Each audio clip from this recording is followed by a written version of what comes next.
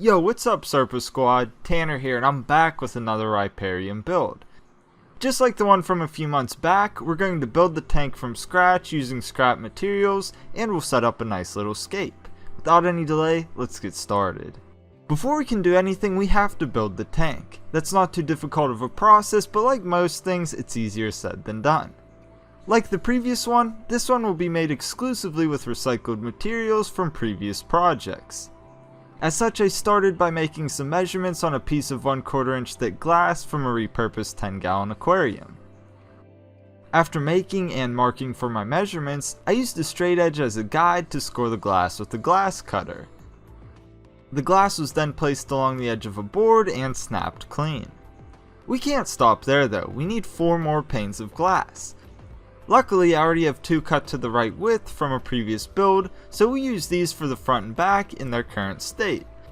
As you can see, the back piece is slightly taller than the front, and that's what I was going to cut anyway, so it worked out perfectly. My plan was to make a more unique tank, and having glass cut like this will help me do exactly that. Now let's address the side panels. I cut out 2 pieces of glass to the height of the back piece of glass, which again is taller than the front. Then they were cut to the appropriate width. When making my calculations, I had to account for the thickness of the front and back panes of glass, which equal 1/4 inch.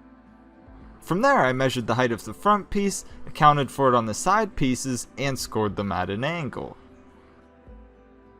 Once scored, they could be snapped along the line. With all of that out of the way, I ended up with the 5 pieces of glass that you see here. They're definitely not perfect, but they're good enough for the task at hand. We could go on to make the tank as is, but it's dangerous to work with the glass because the edges are really sharp. As such, I sanded the edges of the glass using 2 grits of sandpaper. First, I went over everything with 60 grit and then 120 grit. You could go directly to the finer grit without issue, but I usually like to work my way up. As you would expect, this process makes a total mess, so be sure to keep a shop vacuum on deck. It should also be noted that if you want to try this for yourself, be sure to wear eye protection and a dust mask in addition to gloves. Now that the edges of the glass have been sanded smooth, I ran everything under water to remove any debris. Then I used a microfiber cloth to dry the glass and prepare them for the next step. As is, the glass is pretty clean, but there's likely some oils left over from my hands, which could inhibit the silicone from adhering later on. To address this, I used another microfiber cloth and some rubbing alcohol to clean the glass. In doing so, I made sure to clean every surface, including the edges.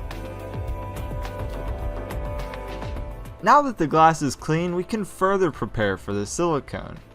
I taped off various sections using frog tape, which will allow me to create cleaner beads of silicone and keep the tank together while the silicone cures. From there, I could finally add the silicone. Like usual, I'm using GE Silicone 1, which is a great DIY alternative to what's typically sold as aquarium grade silicone.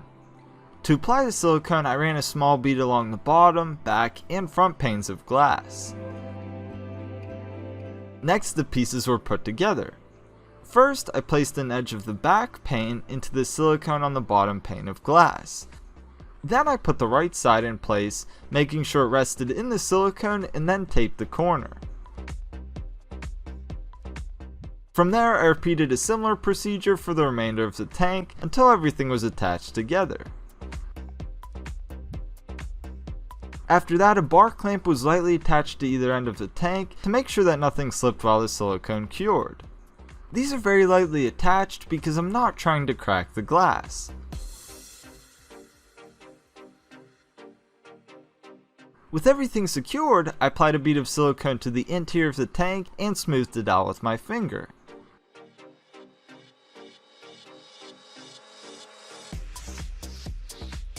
Next, the tape was removed from the interior of the tank, and I let everything sit for 24 hours to properly cure.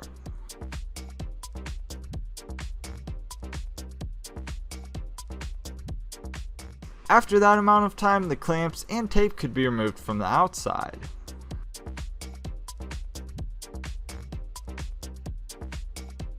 In its current state, the tank is pretty messy with excess silicone. That's nothing that a razor scraper won't take care of though. Using said razor scraper, I removed all of the excess silicone from the tank.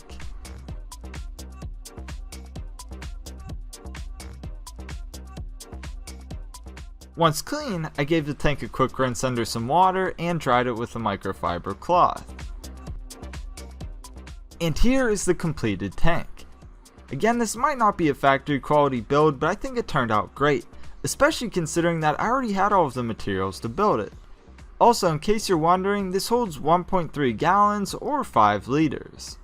Before we move on to scape this, we have to do a proper water test. As such, I filled this up with water and let it sit for a few hours.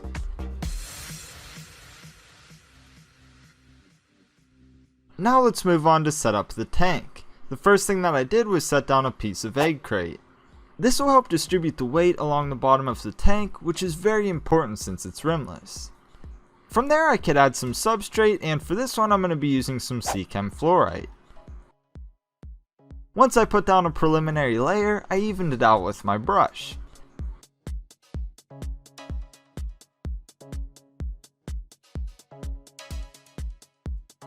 It's finally time to bring this tank to life with some hardscape.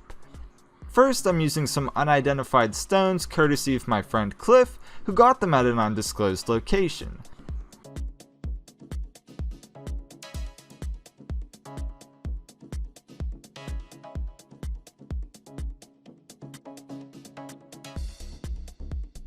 Once I got these situated in a way that I liked, I proceeded to add some manzanita wood.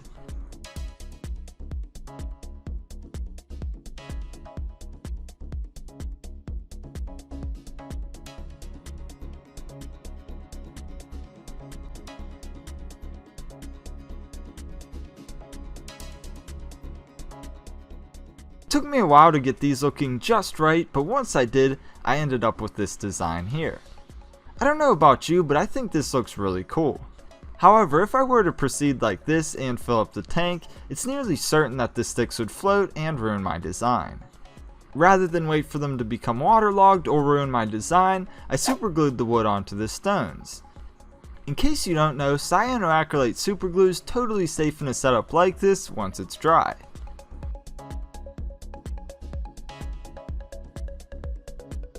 Once I finalized the hardscape, this is what I ended up with. Now we're finally ready to plant this thing.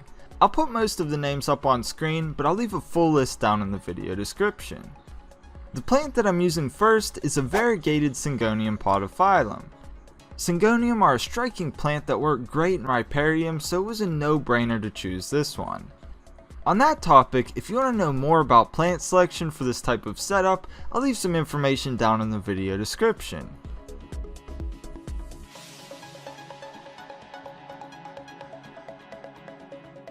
After getting the Syngonium situated, I added some more fluorite to the back of the tank. This will help create a better perspective in the scape and make it easier for me to plant the background plants. Like before, I used a brush to work the substrate into the setup. From there, I proceeded to plant some rabbit's foot fern among the branches. This is an epiphytic fern that gets its name from the fuzzy little rhizome from which the fronds grow. I'm going to have to spray this plant with a mister to keep it happy, but that's easy enough. I'll just have to work it into my daily watering routine. That said, I wouldn't be surprised if this plant doesn't work out in the long run, but I figured it was worth experimenting. Next up are a few segments of Alternanthera for the background. The little wrinkled leaves on this one will really add some great textures to the setup. The plants themselves are also fairly bushy, so they should help fill in some of the space. Next up are a few segments of Hemigraphis alternata, or the purple waffle plant. This one has some cool texture in the leaves, but more important is the purple coloration on the underside. This plant might not do so well at first, but long term they do really well once established in a riparian setting. Then I moved on to plant some Cryptocornuenti bronze in the water area. Obviously there's no water in here yet, and these minuscule plants aren't doing much for the setup, but given enough time they'll surely be one of the best plants. Let's move back up to the sticks and plant some air plants, more specifically Tillandsia ionantha red. I first tested their placement and then superglued them onto the twigs with a dab of glue. I'm sure some of you out there are saying, how are you going to water those now that you glued them to a stick? Well, in nature, people aren't going around dipping their air plants into water to keep them hydrated. All that you have to do is simply spray the plant with some water once it turns white, which I suspect will probably be about every other day. In case you didn't know, the finer the leaves on the air plant, the more frequent that they need misted. Enough on that though. Now we have to add the piece de resistance, the moss, and liverwort. For this one I'm using some badge moss and liverwort that I sourced from my backyard. Both of these do very well fully submerged underwater. I also added a few miscellaneous stem plants which will act as accent plants. Next I placed the tank in a location where it can get established. It's worth mentioning that I put a piece of rubber under the tank so that the weight is evenly distributed once it's filled up with water. Again, this is very important because the tank is rimless. From here, the tank could finally be filled with dechlorinated tap water using an airline tube.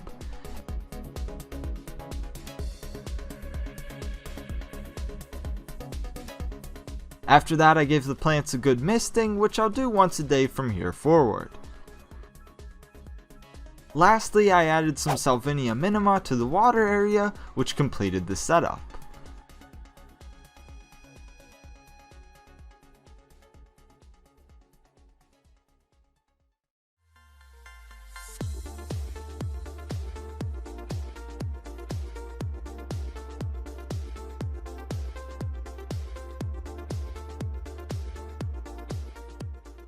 There you have it, another nano riparium built completely from scratch. As stated, this is not its final location. It will eventually be moved over to the nano shelf once I get a dedicated light for it. In the meantime, I'll leave it next to the Blue Dream shrimp tank. All in all, I think this setup turned out really well. I've been wanting to make one of these angled tanks for some time now, so I was excited to finally make this one. Believe it or not, this is actually what the original nano riparium was going to be, but I changed my mind shortly into the build. The hardest part about making a tank like this is cutting the glass, which actually isn't even that hard. There's just a little bit of a learning curve to it.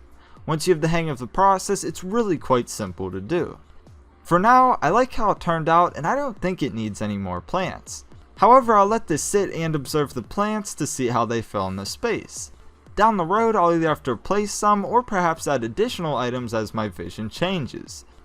No filters needed because the plants will do all of the necessary filtering.